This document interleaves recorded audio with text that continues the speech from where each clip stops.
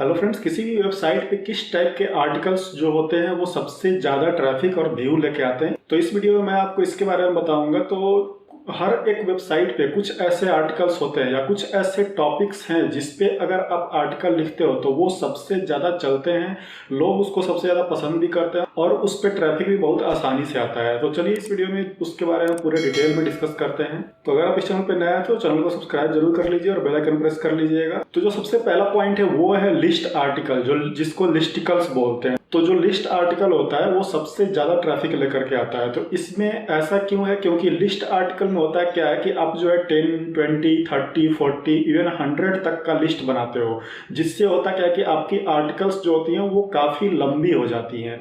और लंबे आर्टिकल जो होता है उसको गूगल काफ़ी पसंद करता है, जिसको वो जल्दी से जल्दी रैंक भी करता है। और उसमें अब अगर आपने लंबे आर्टिकल लिखा हुआ है, आपने लिस्ट बनाया हुआ है, तो आप उसमें एक्सटर्नल लिंकिंग और इंटरनल लिंकिंग सबसे आसानी से और सबसे अच्छे तरीके से होता है। तो उससे क्या होता है कि पेज व्यूज सबसे ज़्यादा आते हैं, सेशंस सबसे ज़्यादा होता है, जिसकी वजह से वो जो है वो काफ़ी अच्छा रैंक जो है वो आपको देता है गूगल के उसमें। और लोग उसको पसंद भी ज़्यादा करते हैं, उस पर टाइम भी स्पेंड करते हैं। इसलिए जो लिस्टिकल आर्टिकल्स होते हैं वो काफ़ी अच्छा होता है। और लिस्टिकल आर्टिकल्स आप कैसे बना सकते हैं? तो लिस्टिकल आर्टिकल जो है वो स्काई स्क्रैपर टेक्निक पे काम करता है। उसके लिए आपको क्या करना होता है कि जितने भी गूगल के जो फर्स्ट पेज है उस पेज पे जितने भी वेबसाइट्स हैं या सेकंड पेज पे जितने भी वेबसाइट्स हैं उसमें से आपको ये देखना है कि कौन कौन से वेबसाइट्स जो हैं वो कितने कितने लिस्ट बना करके रखे हुए हैं। तो उस पे क्या करना है कि उनके लिस्ट को बस आपको क्या करना है कि एक जगह कलेक्ट कर लेना है। एक वेबसाइट में अगर 10 लिस्ट है तो उस 10 लिस्ट को भी आपने कलेक्ट कर लिया। दूसरे वेबसाइट में अगर 5 लिस्ट है या 10 लिस्ट है उसको भी कलेक्ट कर लिया। अगर किसी ने 40 लिस्ट रखा है और उन सब में क्या होता है कि कुछ कुछ कॉमन्स होते हैं, जो कॉमन्स होते हैं उसको आपको हटा देना है, सेम जो सिंगल है उसी को रखना है। तो इस तरह से आपके पास ढेर सारे लिस्ट हो जाएंगे और उस पर आप 2-2, 3-3 लाइन हर एक पॉइंट में लिखोगे। इस तरह से आपका एक लंबा चौड़ा आर्टिकल तैयार हो जाएगा और वो काफ़ी अच्छा परफॉर्म करेगा। इसलिए लिस्टिकल आर्टिकल्स जो होते हैं वो सबसे बेस्ट होता है। दूसरा जो पॉइंट है वो है हाउ टू जो आर्टिकल्स होते हैं वो भी काफ़ी अच्छा परफॉर्म करते हैं, क्योंकि जनरली जो लोग होते हैं वो सर्च करते हैं लिख करके how to write articles, how to find blog post, how to do SEO, इस तरह की जो चीज़ें हैं इस तरह लिख करके सर्च करते हैं। तो उसमें क्या कि पूरा का पूरा जो कीवर्ड जो है वो चला आता है हाउ टू। ठीक है, तो हाउ टू जो है वो सबसे ज़्यादा अच्छा परफॉर्म करता है और वो एक तरह का ट्यूटोरियल टाइप भी होता है जो कि काफ़ी एक लंबा आर्टिकल होता है। और इस पे सर्चेज सबसे ज़्यादा होते हैं। तो सर्चेज जितना ज़्यादा होता है आपके पास ट्रैफिक उतना ज़्यादा आएगा।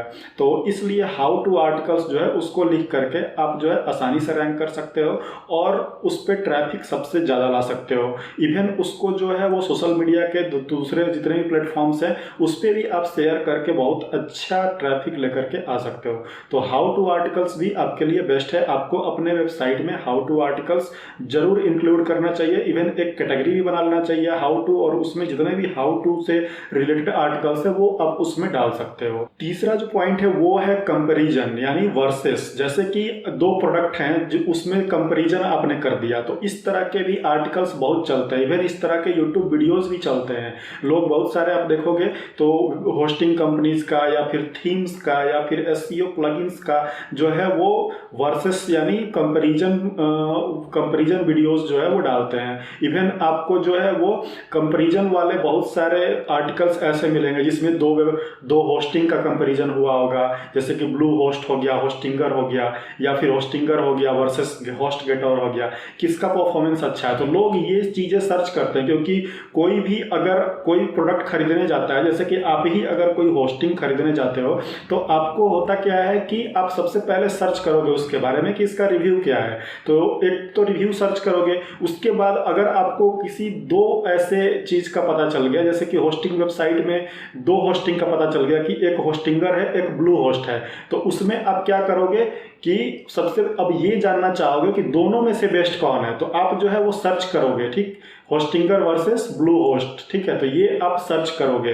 तो सर्च करोगे तो उसमें जब आप पढ़ोगे, सर्च करोगे, 2-4 आर्टिकल पढ़ोगे, आपको उसके बारे में पता चलेगा, 2-4 वीडियो देखोगे, उसके बारे में पता चलेगा, तब आप जो है डिसाइड करोगे कि आपको जो है वो कौन सी होस्टिंग लेनी चाहिए। तो इसलिए अगर आपको अफिलिएट मार्केटिंग करना है और साथ में आप सेल्स चाहते हो और अपने वेबसाइट पे ट्रैफिक अगर चाहते हो, तो इस तरह के आर्टिकल्स अपने वेबसाइट पे जरूर आप जो है वो लिखो। इवन डील्स वाला जो सेक्शन होता है, अगर आप अफिलिएट मार्केटिंग कर रहे हो तो एक डील्स का सेक्शन आप बनाओगे, तो उस डील्स वाले सेक्शन में भी इसको डाल सकते हो। या फिर ऐसे आप होस्टिंग का या फिर थीम्स का, एसईओ प्लगइन्स का, या फिर दूसरे कोई प्रोडक्ट्स आप अगर आप प्रमोट कर रहे हो तो 2 प्रोडक्ट के बीच का कंपैरिजन जो है वो आप डाल सकते हो। वहां पे आप जो है एफिलिएट लिंक डाल दोगे, जिससे कि कंपैरिजन अगर होगा तो कोई एक ना एक आपका जो भी कस्टमर होगा, जो भी आपका विजिटर होगा, वो कोई एक ना एक तो खरीदेगा ही। जैसे 2 कंपैरिजन किया है, एक को आपने थोड़ा सा कम बताया, एक को थोड़ा सा अच्छा बताया,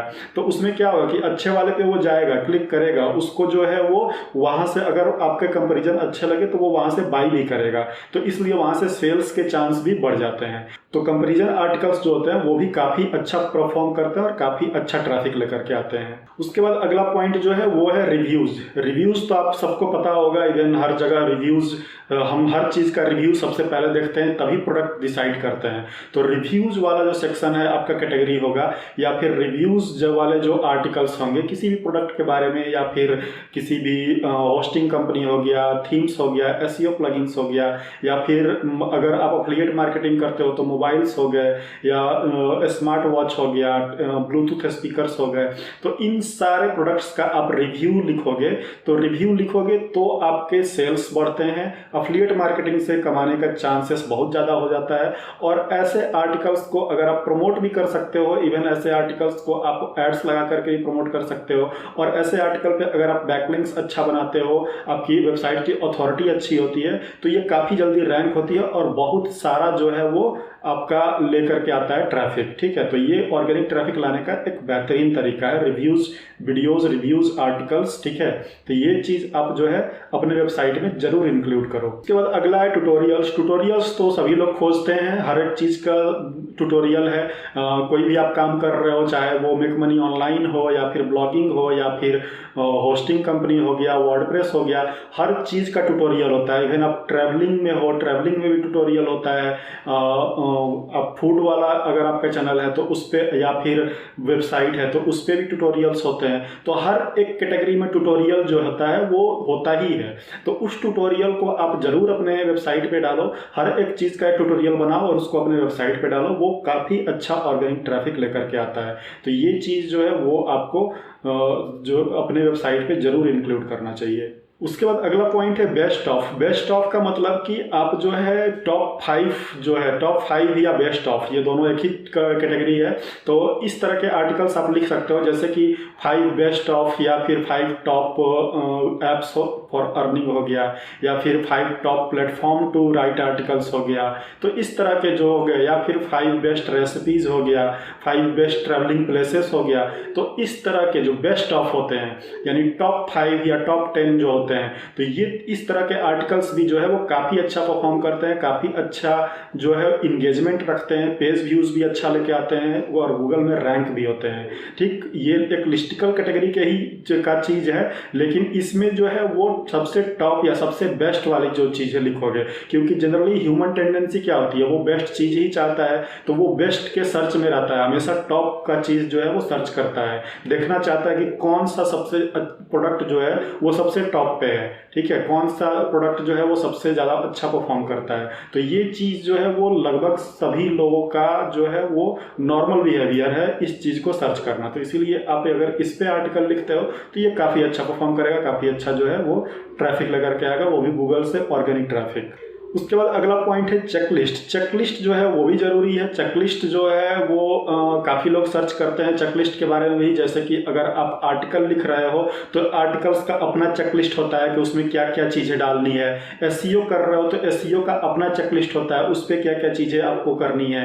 तो उसी तरह से अगर आप ट्रैवलिंग करने जा रहे हो और ट्रैवल ब्लॉग आपका है तो उसमें भी चेकलिस्ट होता है कि ट्रैवल करने से पहले आपको किन किन चीज़ों का ध्यान रखना है, क्या क्या ऐसे चीज़ हैं, क्या क्या ऐसा सामान है जिसको आपको बैकपैक करना है। या फिर अगर आप आपका रेसिपी वेबसाइट है, आप फूड ब्लॉगर हो तो उसमें भी आपको लिखना, अगर कोई रेसिपी आप लिख रहे हो तो उसमें भी चेकलिस्ट जो होता है वो होता है कि किसी भी की रेसिपी को तैयार करने के लिए कौन कौन से चेकलिस्ट को आपको ध्यान में रखना है। तो इसी तरह से हर एक वेबसाइट का हर एक जो भी टॉपिक है उनमें एक चेकलिस्ट जरूर होता है। तो उस चेकलिस्ट को आप जो है अपने वेबसाइट में जरूर डालो। तो उससे क्या होता है कि ट्रैफिक काफ़ी अच्छा आता है और लोग उसको पढ़ना भी पसंद करते हैं और टाइम भी स्पेंड करते हैं, क्योंकि सभी जानना चाहते हैं कि चेकलिस्ट में किन किन बातों का हमको ध्यान रखना है। अगला जो है पॉइंट है वो है एक्सपर्ट राउंडअप। एक्सपर्ट राउंडअप जो है वो काफ़ी अच्छा जो है माना जाता है वेबसाइट के लिए। इवन ये एक तरह का जो है आपका लिंक बिल्डिंग का भी सबसे बेस्ट तरीका है। इसमें प्रोसेस इसका क्या होता है कि जैसे कि आपके दिमाग में एक क्वेश्चन आया, मान लीजिए कि ब्लॉगिंग से रिलेटेड क्वेश्चन आया या फिर एसईओ से रिलेटेड क्वेश्चन आया या फिर मेक मनी ऑनलाइन से रिलेटेड क्वेश्चन आया, तो आपको करना क्या है कि उस कैटेगरी में जो सबसे टॉप ब्लॉगर्स हैं या फिर जितने भी अच्छे अच्छे ब्लॉगर हैं उन सभी ब्लॉगर्स का सबसे पहले तो आपको ईमेल चाहिए होगा। तो आप उनके वेबसाइट पे जाओगे, उनका जो कॉन्टैक्ट फॉर्म होता है या फिर उनका जो कॉन्टैक्ट में जो भी ईमेल दिए हुए हैं उन ईमेल को सबसे पहले आप कलेक्ट कर लोगे, 100 200 300 जितने भी हैं। उसमें से आप क्या करोगे कि सबको एक ईमेल टाइप करोगे, उस ईमेल में आप जो है उस एक क्वेश्चन डालोगे और उस क्वेश्चन का उस पर उनका ऑनेस्ट ओपिनियन आप पूछोगे और वो कम से कम आप 100 200 300 लोगों को आप सेंड करोगे। उसमें से आपके पास 5-10 रिप्लाई जरूर आएगा। सभी लोग रिप्लाई नहीं करेंगे, लेकिन 5-10 ऐसे होंगे जो रिप्लाई करेंगे। तो वो क्या करना है कि आपका उनका जो भी रिप्लाई आएगा उन सभी रिप्लाई को आपको अपने एक ब्लॉग में डालना है। ठीक है, एक आर्टिकल लिखना है, उस आर्टिकल में उन सबके रिप्लाई को वहां पे मेंशन कर देना है और उसका एक हेडिंग डाल देना है। और जब आप ये कर दोगे उसके बाद जब पब्लिश कर लोगे, पब्लिश करने के बाद आपको फिर से जो जिनके रिप्लाई आए हैं उनको फिर से आप मेल सेंड करोगे और उनको उसका लिंक अपने आर्टिकल का उस मेल में डाल दोगे कि यहाँ पे मैंने पब्लिश किया हुआ है।